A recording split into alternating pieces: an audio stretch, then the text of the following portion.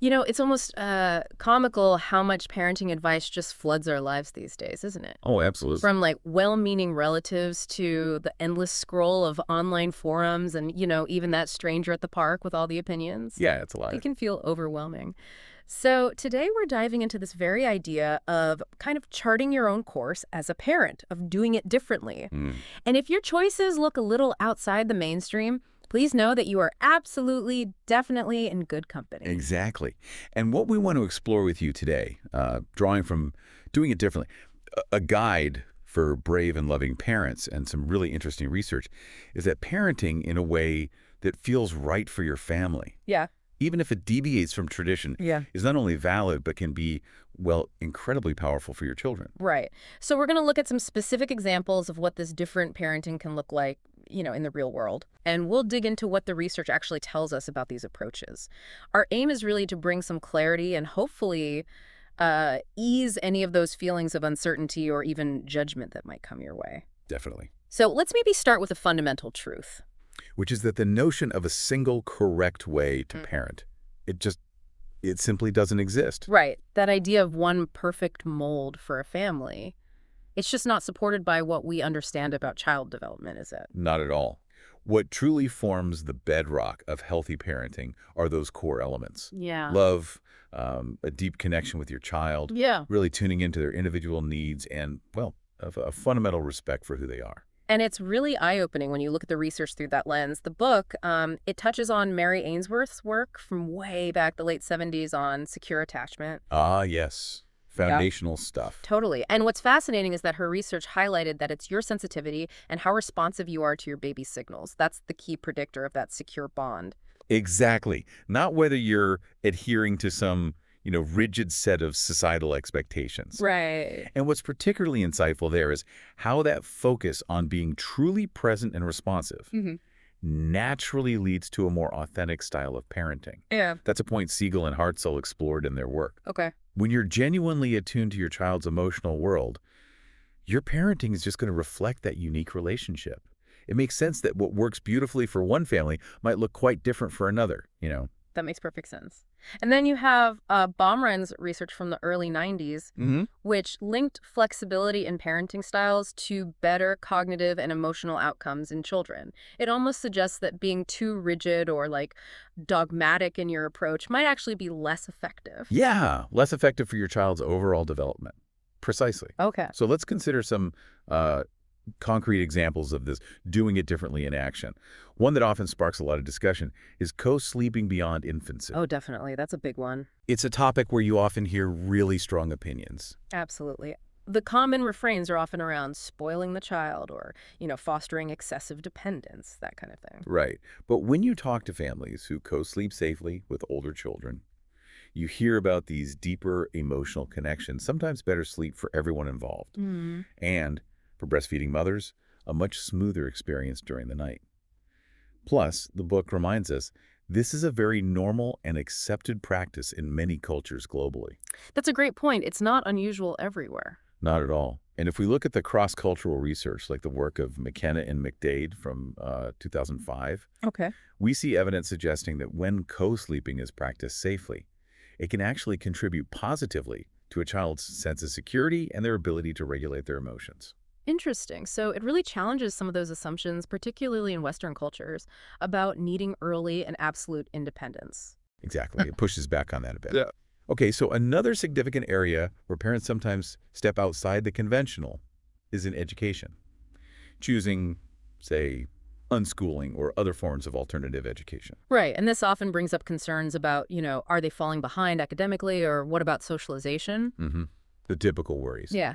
But it really prompts you to think about what the core goals of education are, doesn't it? Yeah. Unschooling, at its heart, is about creating a highly personalized learning journey. It's driven by the child's own interests and curiosity. Okay. And what's so interesting is how this can cultivate a genuine love of learning, that intrinsic motivation we all hope for, alongside fostering creativity and strong self-direction. And the research seems to support this idea, too. It does. John Holt was a big proponent of this way back in the 80s, and more recent studies, like Peter Gray's work, Mm-hmm. have connected self-directed learning to the development of crucial skills like problem solving. And even success later on in higher education and entrepreneurial endeavors. So it's really about learning in a way that truly clicks for the individual child. Exactly. Finding that fit. Okay, then you have gentle or respectful parenting. This is often contrasted with more traditional, maybe punishment-focused approaches. Right. And you'll hear criticisms like, children need discipline, or that it's a permissive approach, maybe too soft. Yeah, that's the common misconception that it's just a free-for-all with no boundaries. Hmm. But the reality of gentle parenting is much more about prioritizing a strong connection with your child, really understanding and coaching them through their emotions. Coaching, I like that term. Yeah, and modeling the behaviors you want them to adopt. It's about guiding and teaching rather than simply controlling through, reward and punishment. That makes sense. And when we consider child development from a brain science perspective, the insights are pretty compelling. The work of Dr. Laura Markham and the Principles in the Whole Brain Child by Siegel and Bryson Yeah, great book. both emphasize how this nurturing, co-regulated approach to discipline actually supports healthy brain development. It helps children build a solid foundation for emotional resilience. So it's about teaching the why behind behaviors, not just reacting to the behavior itself. Exactly, getting to the root. Now let's touch on a topic that's practically unavoidable for modern parents, screen time. Ah, yes, the screen time debate. You see such a wide range of approaches, right? From very limited exposure to a more integrated approach and just everything in between. Totally. And what's fascinating here is that the research increasingly suggests that it's not so much about the sheer number of hours spent in front of a screen, Oh, but the intention behind that use. Is it just passive viewing, or is it interactive and engaging? Are you, as a parent, involved? Are you talking about it? right. The context matters. I think the American Academy of Pediatrics actually updated their guidelines a few years ago to reflect that, this idea of contextual screen use. Exactly. It's about considering the quality of the content, how it fits with your family's values, and the degree of interaction and conversation that happens around those screens, not just the clock. Quality over quantity, kind of. In a way, yes. Intentionality is key. Okay, another really significant aspect of choosing a different path. This can be navigating it without the traditional support or approval of extended family. Oof. Yeah, that can be tough. It really can. This could be due to geographical distance, maybe strained relationships, or simply making choices that diverge strongly from family norms. The book highlights examples like LGBTQ plus parents, single parents by choice, or those consciously breaking cycles of generational trauma. And you can imagine how isolating and difficult that might feel. Facing judgment from people you know, people you love, that can be particularly challenging. Definitely. But, as the book beautifully illustrates, forging your own path in these circumstances, while hard, can lead to profound healing. Yeah, a real sense of liberation, and actually a deeply strong and unique connection between you and your child. You're essentially building your own definition of family. Creating your own traditions. Exactly. And when you're in those moments of maybe questioning your choices or feeling misunderstood, the book offers some incredibly powerful affirmations. These are worth holding on to, I think. Oh, let's hear a few. Okay, like, my child needs me to show up authentically, not to fit someone else's expectations. I like that. Or every decision I make comes from a place of love and my own best judgment for my child. That's grounding. It is. There's also what works well for my child's unique needs might be different from what another child needs, and that's perfectly okay. So true. Every kid is different. And this one really hits home for many.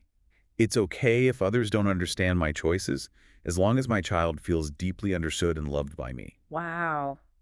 That's powerful, prioritizing that core relationship. Exactly. These affirmations really underscore the importance of trusting your own instincts and prioritizing the individual needs of your child above, external pressures or opinions. Yeah.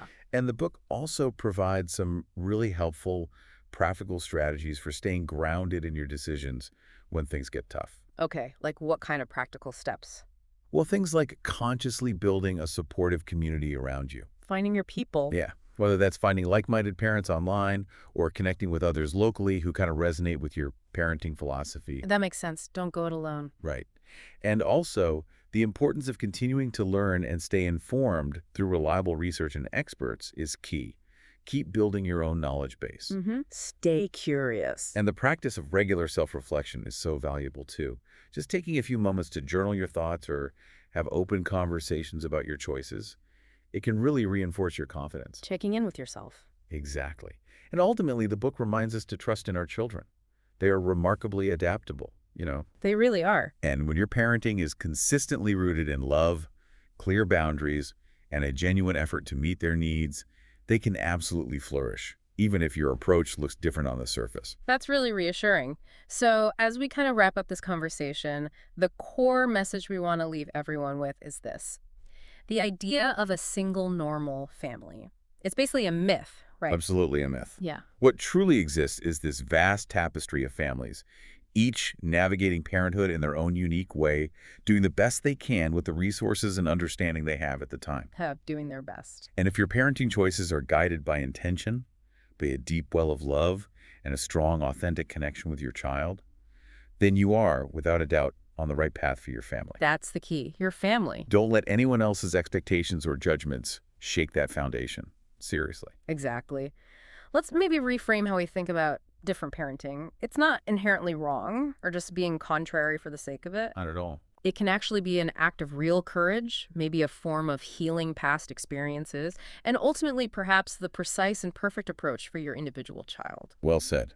It could be exactly what they need. Yeah. And on that note, maybe here's a final thought for you, for the listener, to really consider. Okay. Beyond the specific examples we've talked about today, co-sleeping, unschooling, all that, what unique strengths and avenues for growth might doing it differently unlock for your own child and for the depth of connection within your family?